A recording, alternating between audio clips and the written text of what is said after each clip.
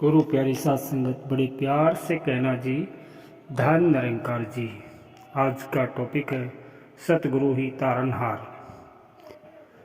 संत कबीर जी कहते हैं कि यदि सारी धरती का कागज बना लूं और 7 समुद्रों के जल की स्याही सभी पेड़ पौधों की कलम से सतगुरु की महिमा लिखने बैठूं, तब भी उनकी महिमा का बखान अधूरा ही रहेगा। ये कागज, स्याही और कलम भी कम पड़ जाएंगे। ऐसी सतगुरु की महिमा है। वाकई सतगुरु की महिमा को शब्दों में बयां कर पाना असंभव है। तभी तो महात्माओं ने लिखा है कि सतगुरु महिमा अनंत, अनंत किया उपकार, लोचन अनंत उगारिया, अनंत दिखावनहार।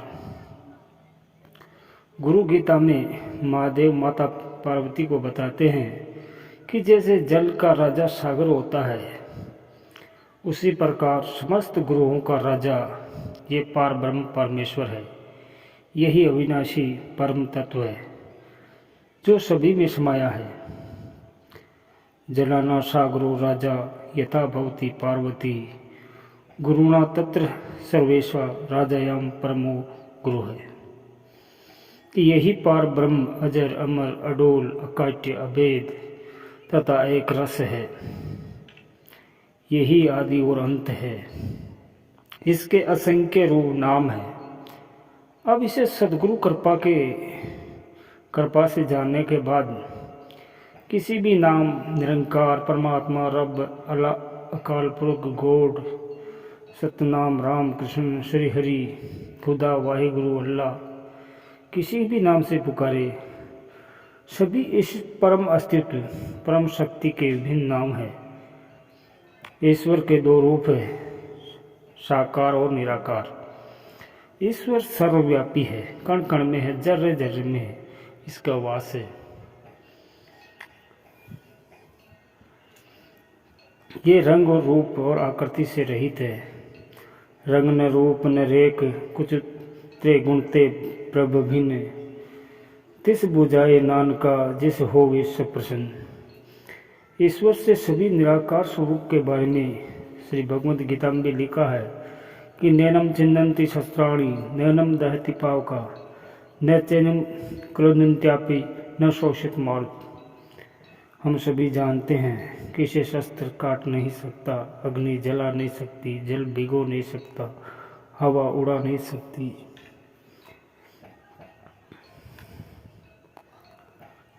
चोर से चुरा नहीं सकता। ये खर्च करने से कम नहीं होता, स्तुति से बड़ा नहीं होता और आलोचना से कम नहीं होता। यही सच्चिदानंद है। इसी परमेश्वर को जानने के लिए मनुष्य तन जीव को मिलता है। इसे पाकर ही जीवात्मा का कल्याण होता है। यूँ तो ये निराकार रूप में सदैव सर्वव्यापी, सर्वशक्तिमान और सर्वअंतर्यामी है, लेकिन इसकी अनुभूति कोई भी स्वयं कर पाने में सक्षम नहीं है। इस निर्गुण ब्रह्म का साकार ब्रह्म रूप सतगुरु होता है। ये सारे गुणों का मालिक और सर्व कला समर्थ होता है।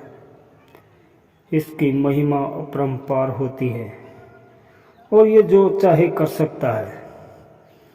सतगुरु किसी के गुण अवगुण नहीं विचारता है, सभी को हमेशा बख्शता जाता है।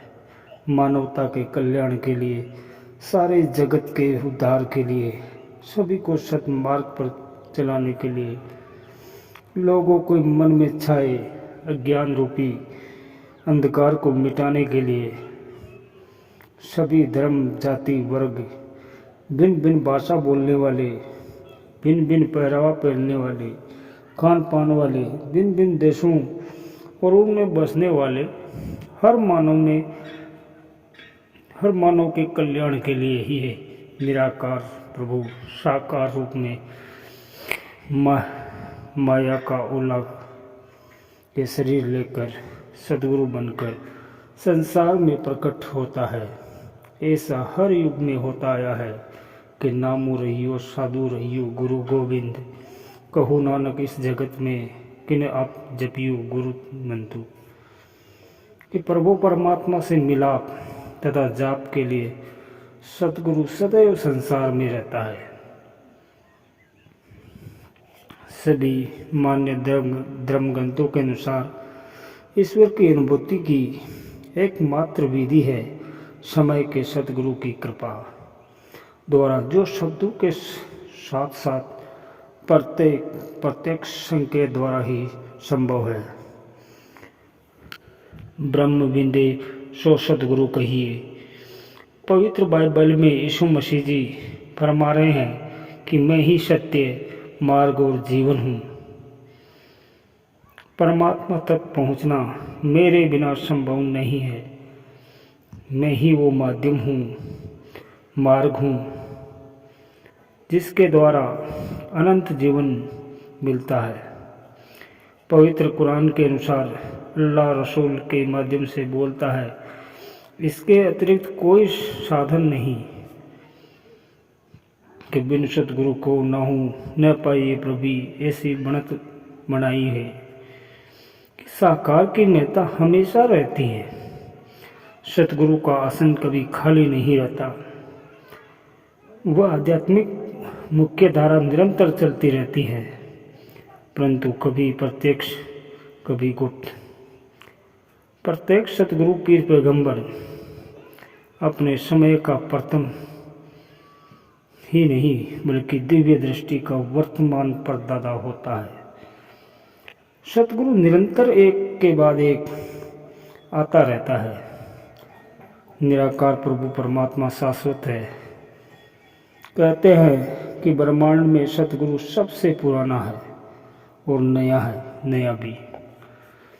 ठीक उसी तरह जैसे दिन और रात युगों युगों से एक दूसरे को पीछा करते आ रहे हैं, और जब भी ये नए जब से यह वैसे ही है। सतगुरु के बिना भक्ति संभव हो ही नहीं सकती, और बिना भक्ति के पार उतारा भी संभव नहीं है। भाई ब्रह्म बोलियो संसार, गुरु बिन कोई न उतरियो पार। कि जो लोग हट करके अपनी मन मर्जी से परमात्मा को अपने तौर तरीकों से किसी के कहे सुने के आधार पर पूजा अर्चना क्रियाएं और नाना प्रकार के कर्मकांड करते हैं, वे कभी भी परमात्मा तक पहुंच नहीं पाते हैं। परमात्मा का साक्षात्कार केवल सतगुरु की कृपा से होता है। आज भी प्राप्त हो रहा है। इसलिए सतगुरु की चरण की अति आवश्यक है। इनसे मिलकर ही लोक और परलोक सुहेला होता है। सतगुरु और शिष्य का रिश्ता ही पवित्र पावन है, और महात्माओं ने लिखा है कि सतगुरु मिला तो सब मिले, न तो मिला न कोई। कि माता पिता सुत बांधवा ये तो घर घर होए। सतगुरु के मिलने पर ही सब कुछ मिलता है, नहीं तो कुछ भी नहीं मिलता। सत्संग जी, प्यार से कहना जी, धन निरंकार जी।